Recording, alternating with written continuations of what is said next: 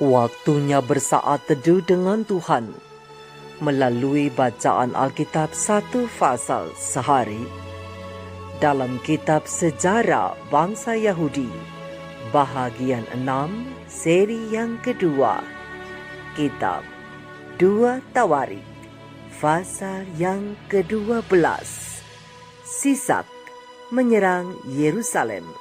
Selamat membaca, mendengarkan, merenungkan dan melakukan firman Tuhan. Kiranya Roh Kudus senantiasa menuntunmu dalam memahami sabdanya dan memampukanmu menjadi pelaku firman.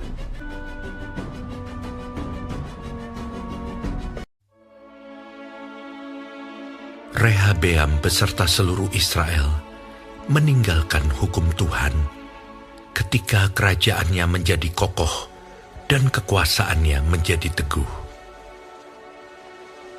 Tetapi pada tahun kelima zaman Raja Rehabeam, majulah Sisak Raja Mesir menyerang Yerusalem, karena mereka berubah setia terhadap Tuhan. Dengan 1.200 kereta dan 60.000 orang berkuda, sedang rakyat yang mengikutinya dari Mesir, yakni orang Libya, orang Suki, dan orang Ethiopia, tidak terhitung banyaknya. Ia merebut kota-kota benteng yang di Yehuda, bahkan mendekati Yerusalem. Nabi Semaya datang kepada Rehabeam dan pemimpin-pemimpin Yehuda yang berkumpul di Yerusalem, berhubung dengan ancaman Sisak, dan berkata kepada mereka, "Beginilah firman Tuhan, kamu telah meninggalkan aku. Oleh sebab itu, aku pun meninggalkan kamu juga dalam kuasa Sisak." Maka pemimpin-pemimpin Israel dan raja merendahkan diri dan berkata, "Tuhanlah yang benar." Ketika Tuhan melihat bahwa mereka merendahkan diri, datanglah firman Tuhan kepada Semaya, bunyinya, "Mereka telah merendahkan diri. Oleh sebab itu, aku tidak akan memusnahkan mereka. Aku segera akan meluputkan mereka, dan kehangatan murkaku tidak akan dicurahkan atas Yerusalem dengan perantaraan Sisak. Tetapi mereka akan menjadi hamba-hambanya, supaya mereka tahu membedakan antara mengabdi kepadaku dan mengabdi kepada kerajaan-kerajaan duniawi." Maka majulah Sisak Raja Mesir itu menyerang Yerusalem.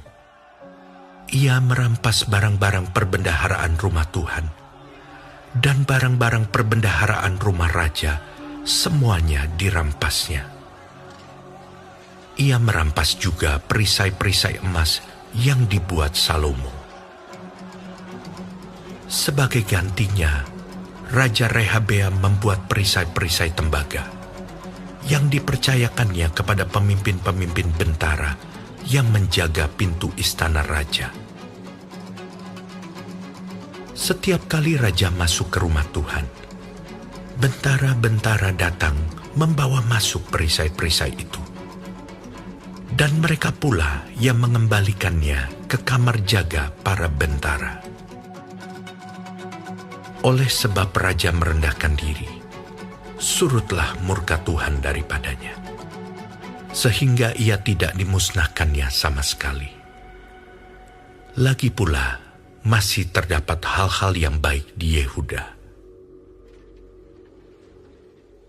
Raja Rehabeam menunjukkan dirinya kuat dalam pemerintahannya di Yerusalem. Rehabeam berumur 41 tahun pada waktu ia menjadi raja, dan 17 tahun lamanya ia memerintah di Yerusalem, kota yang dipilih Tuhan dari antara segala suku Israel untuk membuat namanya tinggal di sana. Nama ibunya ialah Naamah, seorang perempuan Amon. Ia berbuat yang jahat karena ia tidak tekun mencari Tuhan.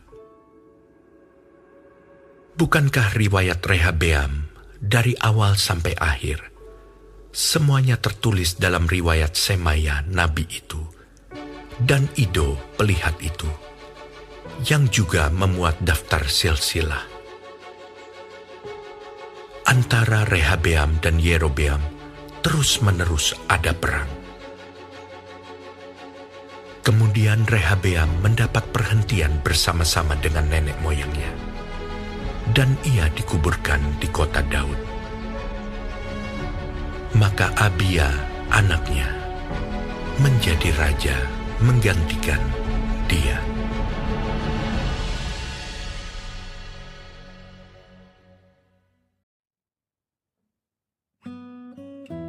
Kita telah menyelesaikan bacaan Alkitab 1 pasal sehari dalam kitab 2 Tawarik pasal 12.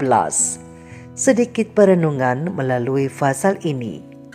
Rehabeam mengikuti Tuhan selama 3 tahun. Tapi ia hanya butuh 2 tahun saja untuk meninggalkan hukum Tuhan. Dan akhirnya Rehabeam benar-benar kehilangan perlindungan Tuhan. Pasukan besar yang terdiri dari 1.200 kereta, 60.000 penunggang kuda dan orang-orang yang tidak terhitung jumlahnya yang dipimpin oleh Sisak dari Mesir, sekarang berbaris melawan Yehuda dan merebut semua kota berbenteng mereka.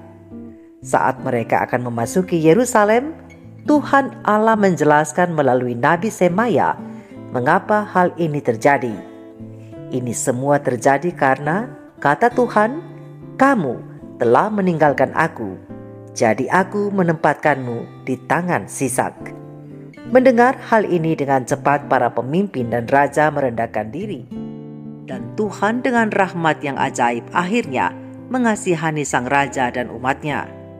Tuhan berkata bahwa mereka tidak akan dihancurkan, namun Tuhan juga berkata bahwa mereka akan melihat dan mengalami perbedaan antara berbakti kepada Tuhan dan melayani Sisak. Sisak berbaris masuk dan melucuti rumah Tuhan dan rumah raja dari semua harta emas yang dikumpulkan Salomo. Kemudian ia menempatkan mereka di bawah upeti. Sahabat-sahabat firman belajar dari pengalaman Raja Rehabeam dan para pemimpin dan juga umat-umat Tuhan di masa yang lalu. Hari ini fokuskan pikiranmu pada sukacita ketaatan kepada Allah.